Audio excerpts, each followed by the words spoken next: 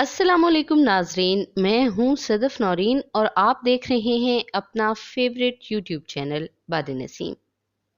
ناظرین گرامی، آخر الزماں، آمد مسیحا، یاجوج ماجوج اور قیامت سے پہلے برپا ہونے والے آخری مارکہ خیر و شر جیسے موضوعات صرف علماء اسلام ہی کا موضوع نہیں بلکہ عیسائیت اور یہودیت میں بھی یہ سب مدتوں سے زیر بحث اور زیر مطالعہ رہے ہیں۔ حیرت کی بات یہ ہے کہ تینوں مذاہب کے وہ علماء جو ان موضوعات کے ماہر سمجھے جاتے ہیں، وہ سب گزشتہ 30 سالوں سے ان واقعات کے عنقریب ظہور پذیر ہونے کی اطلاعات دے رہے ہیں اور بیشتر علامات کے ظہور سے ان کے شواہد بھی پیش کر رہے ہیں۔ ان سائنسدانوں کی وارننگ اور تباہی کے اندازوں کے بعد ایک دفعہ پھر انجیل مقدس کے پرانے اور نئے عہد نامے کھولے گئے اور اب عیسائیت کے تناظر میں آخری مارکہ خیر و شر ارمجدون کے بارے میں گفتگو موجودہ دور کی ایک سنجیدہ بحث بن چکی ہے۔ عیسائیوں اور مسلمانوں سے کہیں زیادہ یہودیوں نے اس موضوع پر تحقیق کی اور سب سے زیادہ لٹریچر بھی انہوں نے ہی تحریر کیا ہے۔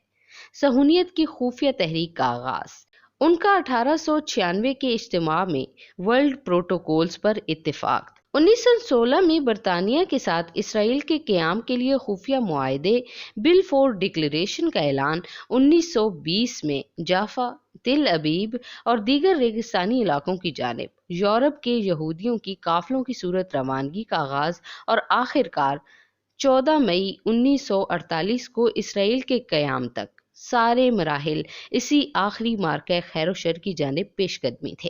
وہ مارکہ جس کے نتیجے میں یہودی ہیکل سلیمانی کی دوبارہ تعمیر کریں گے، وہاں تخت داؤدی آراستہ کریں گے اور پھر ان کا آخری مسیحا اس تخت پر بیٹھ کر ایک عالمی حکومت قائم کرے گا۔ یہودیوں سے زیادہ کوئی اور گروہ اس معاملے میں اتنا سنجیدہ نہیں ہے۔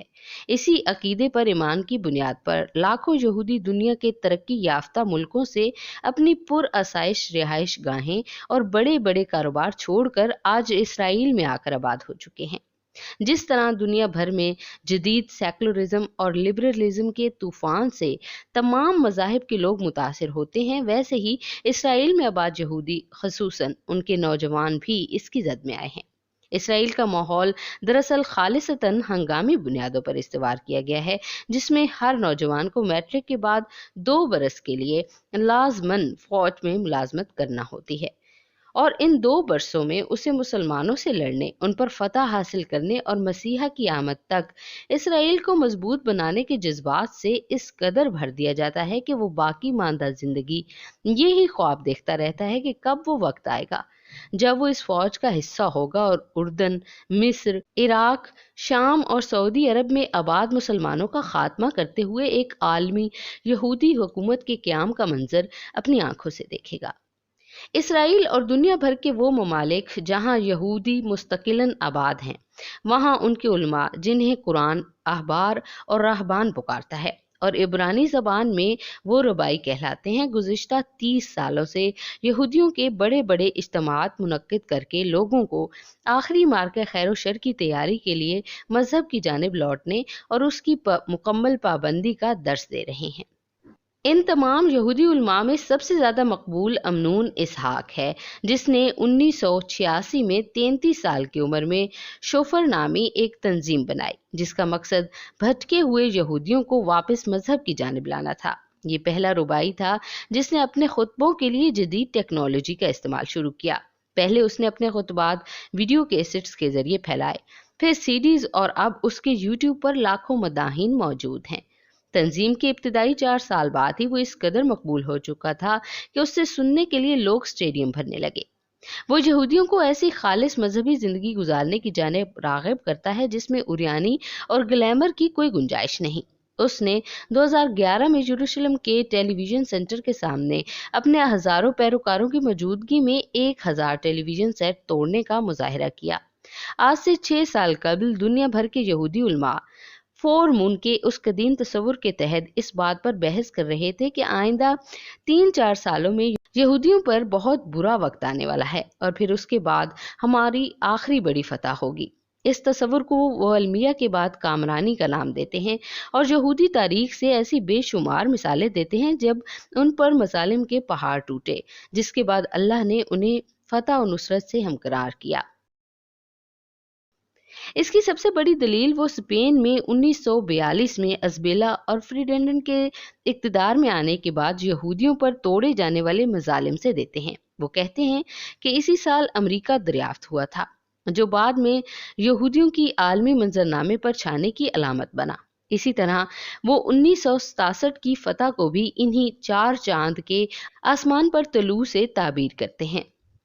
ये तस्वुर दरअसल एक साथ आगे पीछे ऐसे चांद ग्रहणों की बाबत है कि जो इनके बड़े त्योहारों खसूसन यौम कपूर के वक्त वाक़या होते हैं।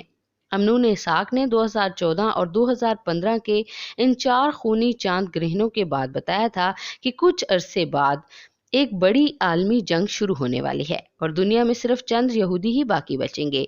यहूदियों के यहाँ खालिस बनी इसराइल की बर्तरी का एक गहरा तस्वुर मौजूद है और मसीहा की आमद के बारे में भी इन पेशन गोइयों में यही दर्ज है कि वो खालिस बनी इसराइल की यानी कि आले याकूब की हुकूमत कायम करेंगे।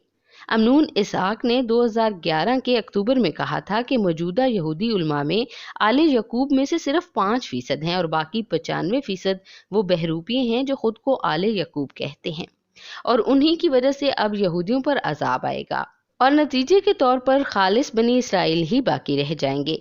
रबाई अमनून इसाक ने 2019 के आखिर में कहा था कि कुछ माह बाद दुनिया एक बहुत बड़े वायरस का शिकार हो जाएगी और उसके मुताबिक ये वायरस दरअसल ईसाई दुनिया का आलमी एजेंडा 21 है। कोरोना वायरस ने इसकी पेशगोई सच साबित कर दी। इसने फिर 28 मई 2020 को कहा कि पहली कोरोना की लहर खत्म हो जाएगी, मगर इसके बाद अक्टूबर में दूसरी लहर शुरू होगी और इस दूसरी लहर के 9 माह बाद दुनिया में मसीहा के आने का दौर शुरू हो जाएगा। उसने तालमूद और तौरात की आयत का हवाला देते हुए कहा कि जब तक रूमी जवाल पजीर नहीं होते यानी यूरोप खत्म नहीं होता, मसीहा नहीं आएगा। अमनून इसाक इस वक्त यहूदियों में सबसे मकबूल तरीन रुबाई है जिसको सुनने के लिए यहूदी लाखों की तादाद में इकट्ठा होते हैं। उसने 1 अक्टूबर 2020 को एक ऐसी वीडियो जारी की जिसने पूरी दुनिया में एक हिजान बर्पा कर रखा है। इस वीडियो में उसने अगले 10 सालों के लिए अक़वाम मुत्तहिदा के एक न्यू वर्ल्ड ऑर्डर के खुफिया प्लान से पर्दा उठाया है। नाज़रीन ग्रामी, आज की इस वीडियो में बस इतना ही। वीडियो को मुकम्मल देखने के लिए बेहद शुक्रिया। वीडियो अगर आपको पसंद आई है तो इसे लाइक कीजिए, दीगर लोगों के साथ शेयर कीजिए। अगर आप हमारे चैनल पर नए हैं तो इसे सब्सक्राइब करना हरगिज़ मत भूलिएगा। आपसे मिलेंगे नेक्स्ट वीडियो में, तब तक के लिए हमें इजाज़त दीजिए। अल्लाह हाफिज़।